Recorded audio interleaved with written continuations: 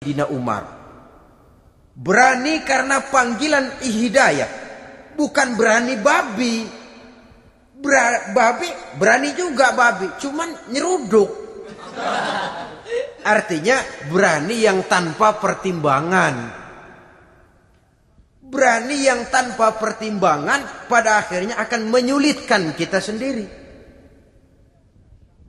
Beliau gagah, beliau berani, beliau punya kekuatan, beliau punya wewenang, dan itu dimanfaatkannya untuk menjadi backing baginda Nabi kita Muhammad sallallahu alaihi wasallam. La takhrujanna wa la nakhrujanna ma'ak ya Rasul. Ya Rasul, keluar, sampaikan dakwah secara terbuka. Saya akan mendampingi Tuhan. Jika ada yang ganggu Tuhan, saya paling depan.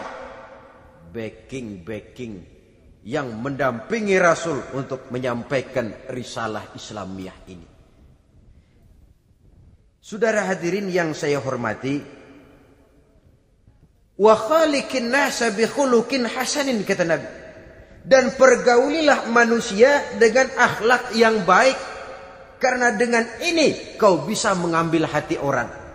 Dalam hadis lain katakan, innakum la tas'una an-nasa bi amwalikum walakin yasa'uhum minkum bastul wajhi wa husnul khuluq.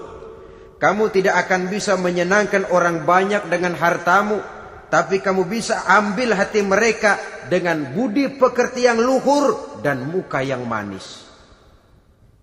Dengan harta belum tentu kita bisa menyenangkan semua orang, tapi budi pekerti yang luhur, muka yang manis, itu yang akan bisa membuat kau menyenangkan orang banyak.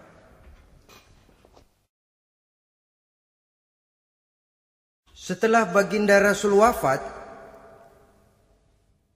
pernah ketika berkumpul, Sayyidina Abu Bakar berkata kepada Sayyidina Umar, "Ya Umar, saya baiat kamu untuk menjadi khalifah." Jawab beliau, "Sayalah yang akan membaiat Tuan. Tapi Anda lebih utama dari saya Umar. Keutamaan saya akan saya berikan kepada Tuan untuk mendukung kekhalifahan Tuan." Di sini kelihatan wataknya yang tidak ambisius. Gagah, berani, perkasa, tapi tahu diri. Enggak nyelonong.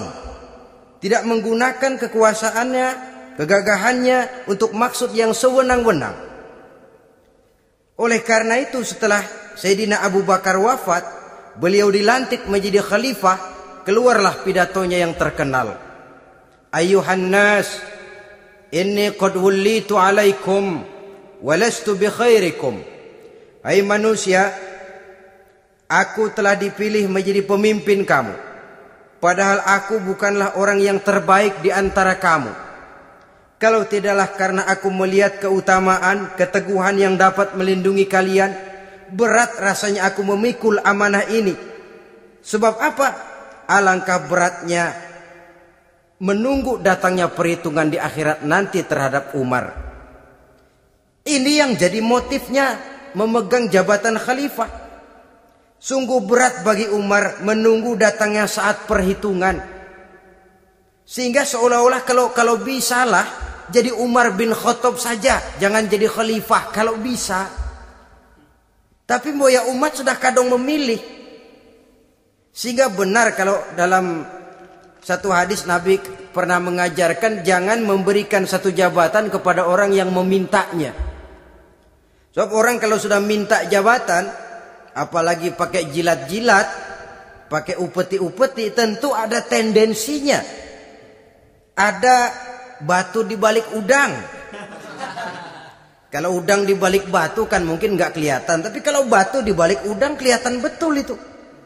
Ada maunya, ambisinya. Jangan memberikan satu jabatan kepada orang yang memintanya. Seakan di batinnya Sayyidina Umar menyesali. Kenapa Umar nggak jadi Umar saja, kok mau jadi khalifah gitu. Alangkah berat perhitungan buat saya di akhirat nanti. Nah, setelah jadi khalifah, sebagai satu i'tibar, saya akan mencoba mengemukakan beberapa sifatnya yang menonjol untuk pelajaran buat kita semua. Pertama, sikapnya terhadap keluarganya setelah beliau menjadi khalifah. Kedudukan sebagai keluarga Umar bin Khattab bukan merupakan kedudukan istimewa. Itu ditanamkan betul kepada keluarganya. Jangan karena bapakmu khalifah, lalu mentang-mentang anak khalifah kau merasa dapat fasilitas, merasa bisa berbuat semau-maumu. Kau harus punya tanggung jawab dan beban moral, memberikan contoh yang lebih baik kepada rakyat. Ini yang ditekankan kepada keluarganya. Kalau beliau mau mengeluarkan undang-undang, undang-undang itu lebih dahulu dibicarakan di tengah keluarganya, kumpul anak-anaknya. Ini akan ada undang-undang begini. Siapa di antara kalian mau mentaati, persilakan. Yang tidak pun persilakan. Tapi saya ingatkan, kalau ada dari keluarga Umar yang melanggar peraturan yang saya keluarkan ini, saya akan menghukumnya 2 kali lipat karena dia keluarga saya. Menghukumnya 2 kali lipat karena dia keluarga saya.